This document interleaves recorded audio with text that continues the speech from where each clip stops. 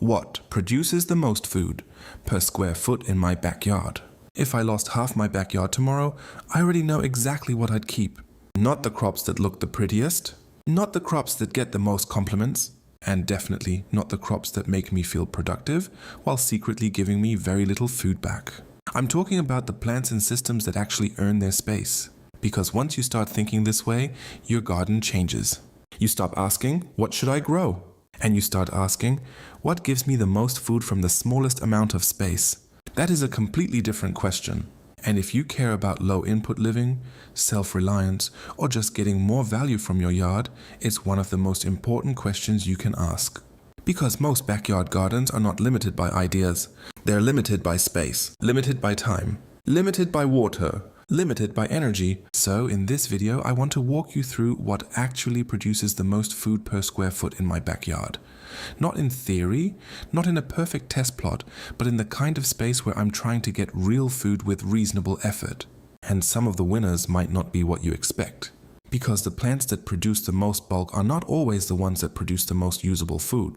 And the crops that look impressive are not always the ones that make the biggest difference. So let's get into it. Before I talk about the specific crops, I want to explain how I'm thinking about this. Because most food per square foot can mean a few different things. It can mean the heaviest harvest. It can mean the most calories. It can mean the most repeated harvest over time. It can mean the most nutrition from a small bed. Or it can mean the crops that actually show up in my meals often enough to matter. And for me, the real answer is somewhere in the overlap of all those things. I'm not interested in fake productivity. I'm not interested in a crop that gives me one impressive photo and then disappears. I'm not interested in something that takes constant care just to produce a little garnish. And I'm definitely not interested in wasting premium space on crops that feel exciting but don't actually feed us well. So, when I say what produces the most food per square foot, what I really mean is, what gives me the most useful food from a small space, with the least waste, over the longest period of time? That's the standard. And once I started looking at my backyard through that lens, a few categories started standing out over and over again. The first major winner is potatoes. Now, potatoes are not glamorous. They are not trendy. They are not going to impress people who only care about rare varieties and flashy harvests. But if you are measuring a crop by how much actual food it gives you from a limited space, potatoes are very hard to beat. Because potatoes give you something. A lot of gardens are surprisingly weak at producing serious meal food, not just flavor, not just decoration, not just a side note. Real food. Food that fills you up, food that stores, food that shows up on the plate and actually matters. And that changes the whole calculation. A lot of people think they're growing a lot of food because they're harvesting a little bit of this and a little bit of that. But if you look at what's truly feeding you, potatoes often punch way above their weight. They also work well in a surprisingly small footprint if you manage them intelligently. You can grow them in beds. You can grow them in rows. You can grow them in containers. You can even adapt them to tighter spaces if you're disciplined about how you use your most productive square footage. And what I've found is that a relatively modest area of potatoes gives me a much stronger sense of actual food security than a much larger area of lower value crops. That matters to me. Because if I'm trying to get the most return from a backyard, I want at least some of that space going to crops that produce real, useful, satisfying food. So potatoes are one of the clear winners. The second big winner is sweet potatoes. And sweet potatoes are interesting because in some ways they're even better than regular potatoes depending on your climate. Why? Because they don't just produce food underground. They also cover ground above it. And that means they do more than one job at the same time. They can help shade soil. They can reduce exposed bare ground. They can fill space aggressively. And then, at the end of the season, they give you a dense, useful harvest.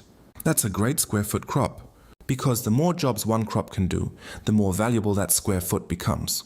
I'm always looking for that. If one patch of the garden can produce food, protect soil, reduce watering pressure, and give a harvest that stores well, that patch is doing serious work.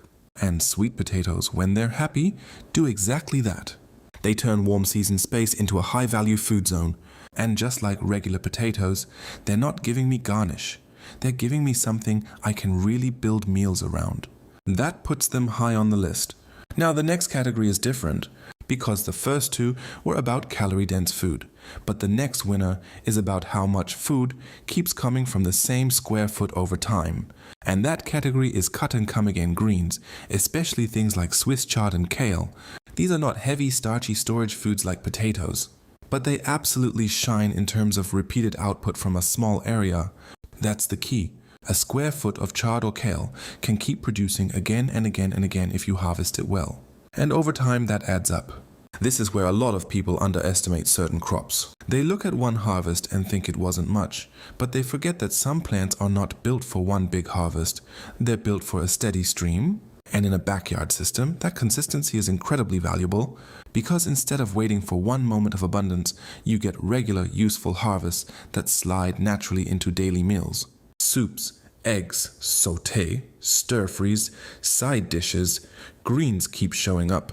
And if the same square foot feeds me not once, but 10 or 15 times, then that's an extremely productive square foot. This is especially true when space is tight, because with a cut-and-come-again crop, I don't have to keep replanting that space constantly. I'm not resetting the bed over and over. I'm harvesting, maintaining, and coming back for more. That's efficient, and efficiency matters just as much as raw output. Another major winner in my backyard is pole beans. And what makes pole beans so powerful is that they basically cheat the square foot question, because they don't just use the ground. They use the air. That's huge. If I'm limited by footprint, then vertical crops automatically become more interesting. A square foot on the ground can become far more productive when the plant growing from it climbs upward and turns vertical space into harvest space. That's exactly what pole beans do. They take a small amount of ground and turn it into a tower of food. And they don't just produce once, they keep producing. That's another reason they rank high for me. You plant them, give them support, and once they get going, that little footprint can yield repeatedly. Fresh beans, drying beans depending on the variety, steady picking over time. It's a very efficient use of space. And in a small backyard, efficiency is everything. You can't afford to grow like you have endless room. You have to make certain spaces do more than one thing. A crop that grows up instead of out is already helping you do that. Now let's talk about something that doesn't always get enough credit in backyard systems. Perennial onions, or perennial alliums more broadly, walking onions, multiplier onions, bunching onions, whatever version works best in your space. These may not look dramatic. They may not scream high yield in the flashy way some other crops do, but when I think about food per square foot over the long haul, these are absolutely some of the best producers in the yard. Why? Because I'm not just measuring one season. I'm measuring what that square foot gives me over years. That's a different level of productivity. A perennial onion patch keeps paying me back. It multiplies. It returns. It gives me greens, bulbs, divisions, and reliability. And it does it without asking me to start over from scratch every season. That matters more than people realize. Because if one small patch can give me repeated harvests year after year, then its productivity is not just about yield. It's about continuity. It's about reducing labor, reducing replanting, reducing the number of times I have to reinvest in the same square foot. And from a low input perspective, that kind of square foot is gold. The more mature my backyard gets, the more I appreciate crops like that. Now another category that deserves a place in this conversation is zucchini and summer squash.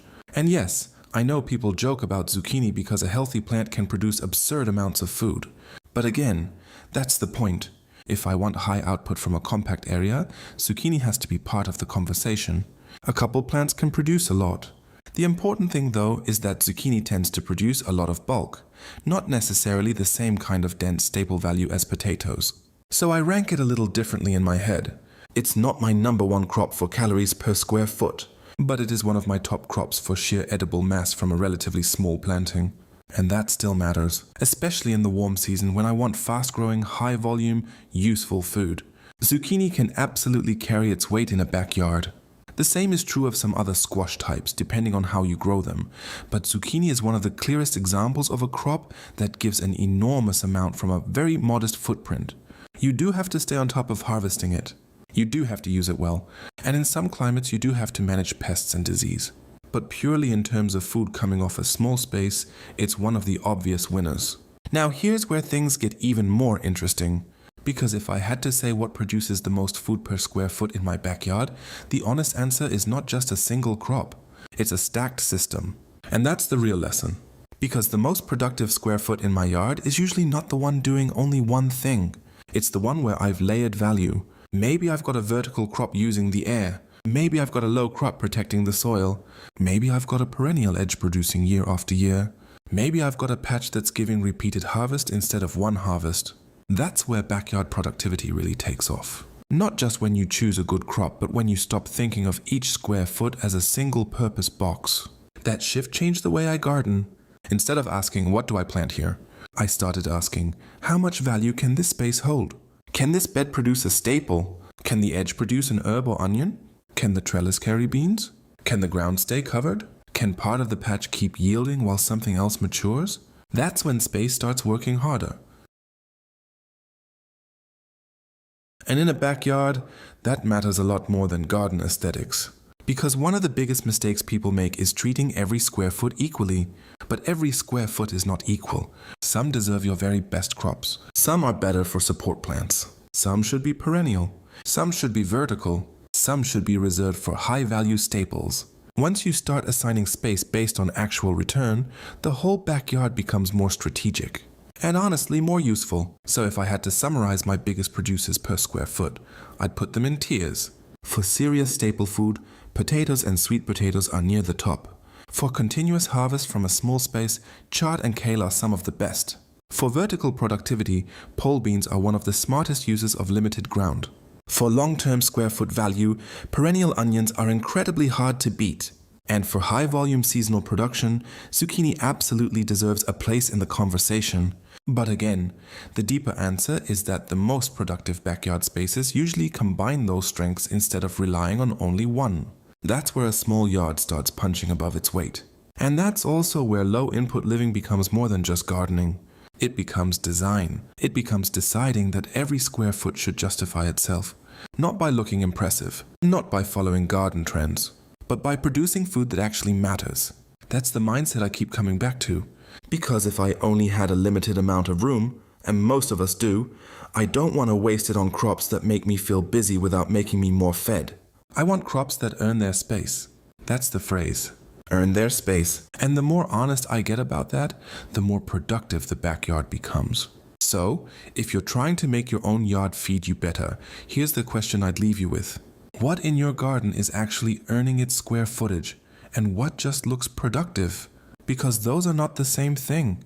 And once you start seeing the difference, you start building a backyard that gives you more food, more resilience, and more return from the space you already have. If you're trying to grow more food with less work, less waste, and less dependence on the store, subscribe. Because that's exactly what this channel is about. And if you want, the next video should be this: the crops I stopped growing because they took too much space and gave too little back. Thanks for watching, and I'll see you in the next one.